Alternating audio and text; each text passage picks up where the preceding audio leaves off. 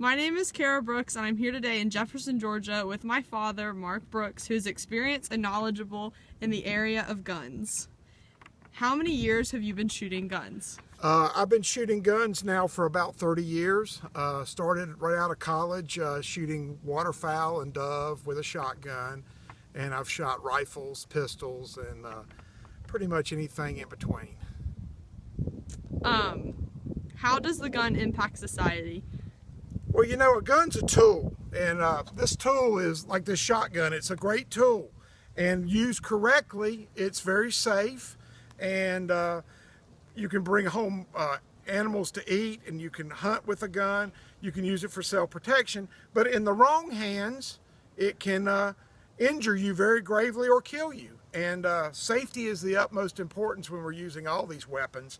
We all wear eye protection, and we wear ear protection as we're shooting. So today during the video, you'll see us always with ear protection in and with our eyeglasses on to protect us.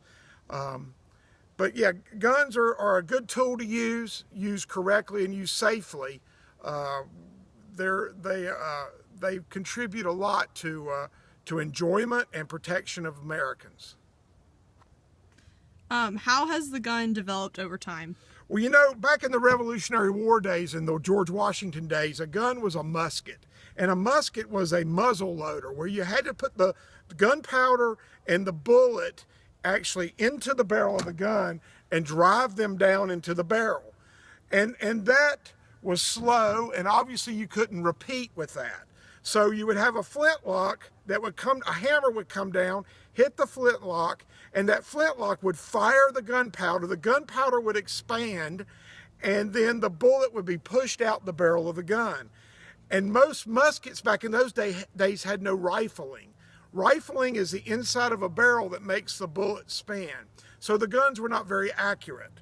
So then we moved into the era of the Civil War, and we moved into rifle barrels, but they were still muzzle loaders until we developed what today is called the bullet cartridge.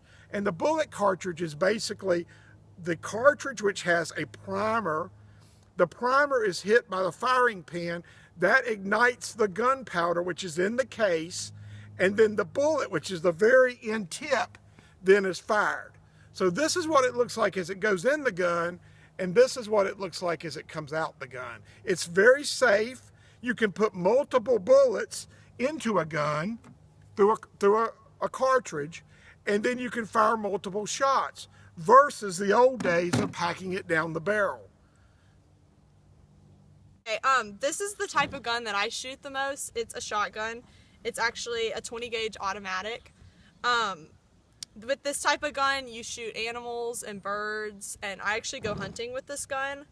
How this gun works is you can load up to 3 shells in it, in the chamber, and then underneath. And when you shoot the gun, it fires the shell, and then it doesn't have as much of a kick because the recoil goes into feeding the third and second shell.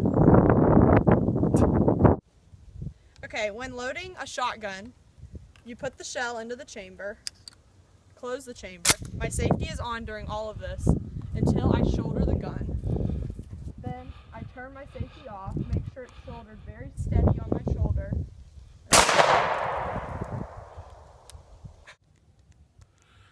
Cara was just shooting the shotgun, which has a range of about 30 yards. This is a rifle. It's an AR-15, developed in the 60s and 70s as a repeat rifle for the infantry in Vietnam.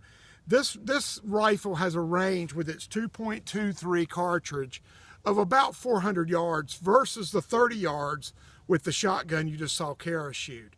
She will be shooting a couple of rounds through this to show you how the cartridge gas makes the gun cycle after the primer's been hit and the bullet fires.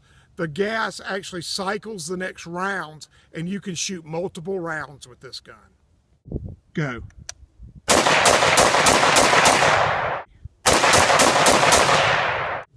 Go.